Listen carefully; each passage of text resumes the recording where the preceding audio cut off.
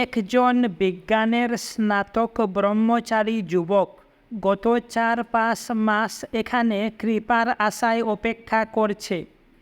তার আশা যে গাছের পাকা ফলের মতো একটা চাকরি তার কাছে পড়বে। সে চাকরির জন্য চেষ্টা করছে না। গতকাল তার ভাই তাকে বাড়ি ফিরিয়ে নিয়ে যাওয়ার জন্য এসেছিল, কিন্তু সে যেতে অস্বীকার করলে শ্রী ভগবানের কাছে আবেদন করা হলো।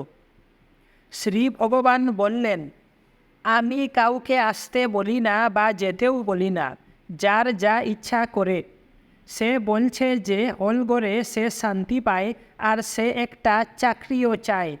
স্পষ্ট মনে হচ্ছে যে হলঘরেই তার একটা চাকরি হওয়া উচিত, যাতে তার শান্তি নষ্ট না হয়। শান্তি হলঘরে নাই, আত্মার বিশ্রামেই শান্তি। এটা যে কোনো জায়গায় পাওয়া যায়। কয়েকদিন পরে ছেলেটি উপবীত ফেলে দিয়ে হাত পা কাঁপাতে কাঁপাতে ভগবানের সামনে এলো, আর এটা সে আনন্দ বলে বর্ণনা করলে। শ্রী ভগবান তাকে তার সামনে হলে বসার অভ্যাস ত্যাগ করতে ও হল থেকে চলে যেতে বললেন। আরও বললেন, পাখি তার ছানাদের ডানা না উঠা অবধি রক্ষা করে, চিরকাল করে না। ভক্তদের পক্ষেও তাই। আমি পথ দেখিয়েছি, এখন তোমার সেটা অনুসরণ করতে সক্ষম হওয়া উচিত, আর যেখানেই থাকো শান্তি পাওয়া উচিত।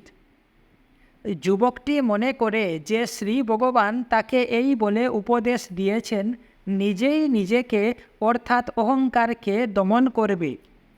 যা হোক, ছেলেটি স্থানীয় স্কুলে একটা চাকরির প্রস্তাব প্রত্যাখ্যান করে আর ভাবে যে পাহাড় কিংবা শ্রী ভগবান তাকে একটা বিরাট চাকরি দিয়েছে।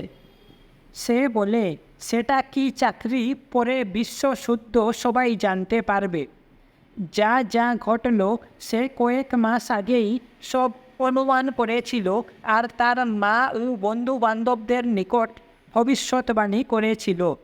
যা হলো তাতে সে আরও খুশি হলো। শ্রী ভগবান তাকে আরও একজন লোকের সঙ্গে তুলনা করে বললেন যে সে কোনো মতেই উপযুক্ত অধিকারী নয়।